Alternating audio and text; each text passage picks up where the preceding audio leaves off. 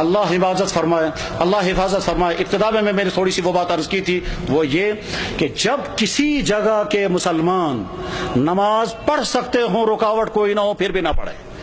जब किसी जगह के मुसलमान रोजा रख सकते हों और सुस्ती की वजह से रोजे न रखें, जब किसी जगह के मुसलमान ज़कात दे सकते हों फिर भी न दें, जब किसी जगह के मुसलमान हराम कामों से बच सकते हों फिर भी न बचें, जब किसी जगह के मुसलमान कुरान पढ़ सकते हों फिर भी कुरान के साथ उनका ताल्लुक कायम न हो, जब किसी जगह के मुसलमान अपनी नबी की एक सुन्नत पर अमल कर सकते हों फिर भी न करें, तो अल्लाह ताला शानों की तरफ से कभी खतरनाक फैसले आते हैं। वो ये कि जब तुम आज़ादी के दौर में मेरे दीन पर अमल कर सकते थे फिर भी तुमने अमल नहीं किया, तो मैं ऐसे हालात ले आऊंगा कि तुम चाहोगे भी अमल करना तो कर नहीं सकोगे। उसकी मिसाल नंबर 1 उंदुल्स की मैंने पेश कर दी थी कि उंदुल्स में 800 साल तक मुसलमानों की हुकूमत रही और बाद में जब खराबियां शुरू हो गई तो वो हालात आ गए कि अगर वो कुरान पढ़ना चाहे तो नहीं पढ़ सकते थे, अपनी औरतों की इस्मतें बचाना चाहे तो नहीं बचा सकते थे, बल्कि क्या उनके तो जान भी बाकी नहीं रही और वहां के मुसलमान या तो मारे गए या ईसाई बन गए या वहां से फरार हो गए। और इस तरह से 800 साल का मुस्लिम मुल्क जो अजानों से आबाद था वो 800 साल का मुस्लिम मुल्क कुफरिस्तान बन गया। बुखारा और समरकंद ये वो इलाका था जहां इमाम बुखारी, इमाम मुस्लिम, अबू लैस समरकंदी जैसा इंसान, वो इलाका के जहां इमाम साहिब हिदाया अल्लामा बुरहानुद्दीन मर्दीनानी रहमहुल्लाह ताला जिस इलाके में थे कि जिस मस्जिद में बैठ करके उन्होंने हिदाया किताब लिखी और 13 साल लगे किताब लिखते हुए और 13 साल मुसलसलों ने रोजा रखा, घर वालों से खाना आता था, वो खाना रख देते थे, जब घर वाले वापस चले जाते थे ये खाना किसी गरीब को खिलाते थे। 13 साल बैठ करके उन्होंने किताब हिदायत नाम की किताब लिखी थी जो हदीस और अकली उलूम का मजमुआ है। अल्लामा अनवर शाह साहब कहा करते थे, फरमाते थे मैं हर किताब का जवाब लिख सकता हूं लेकिन चंद किताबों का जवाब मुझसे नहीं लिखा जा सकता है, उनमें से एक किताब हिदाया भी है। जिस मस्जिद में साहब हिदाया ने वो किताब लिखी थी उस मस्जिद में शराब खाना चलता है। गरज है कि जब बुखारा और समरकंद जैसे इलाके में वो हालात आ गए कि वहां कुरान रख नहीं सकते, कलमा पढ़ नहीं सकते, मस्जिदों में ताले लग गए, तो अल्लाह ताला शानों को ताकत है अगर गजबनाक हो जाएं तो उन इलाकों में भी यही हाल हो सकता है जिन इलाकों में मुसलमानों को मौका है वो अपने दीन पर चलें। मेरे भाइयों,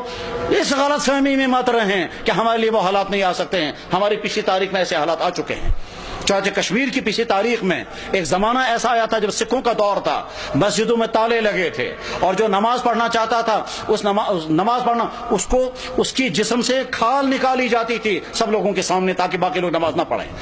श्रीनगर की जामा मस्जिद में घोड़े बांधे गए थे,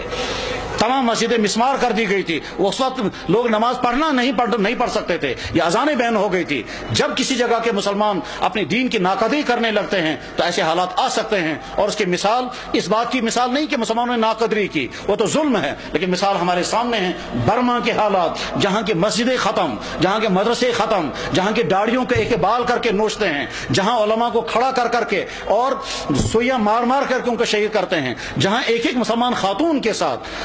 20-20, 30-30 बल्कि 100-100 आदमी बदकारियां करते हैं और खुलेआम करते हैं, जहां मुसलमान औरतों को खड़ा करके आग लगाकर जला देते हैं, जहां मुसलमान औरतों की गोदों के अंदर उनके बच्चों को ज़बह कर देते हैं और सारी दुनिया के मुसलमान देख रहे हैं मगर कोई कुछ नहीं कर सकता। जब उन मजलूम मुसलमानों के लिए कोई आवाज नहीं उठा रहा है तो आप बेफिक्र ये मत रहें हमारे साथ अगर कभी ऐसा हुआ तो सारी दुनिया के मुसलमान सरगर्म हो जाएंगे। आज का मुसलमान बेहिस हो चुका है, आज के मुसलमान दुनिया के हुक्मरान, उनके ब्यूरोक्रेट, उनके तमाम हाईकदार तबके वो अपनी अय्याशों में डूबे हुए हैं, किसी से कोई उम्मीद नहीं है। अपने दीन पर जमने का फैसला करके उठें,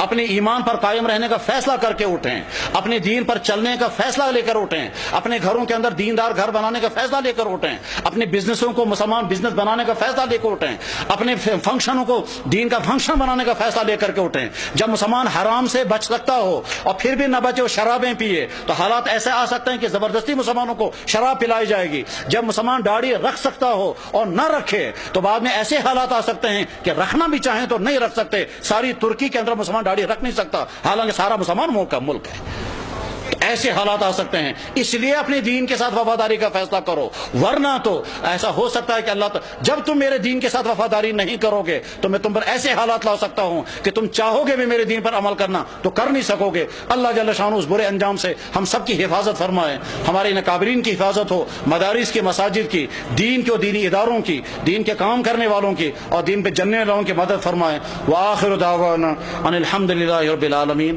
برحمتک یا ارحم الراحمین، آمین۔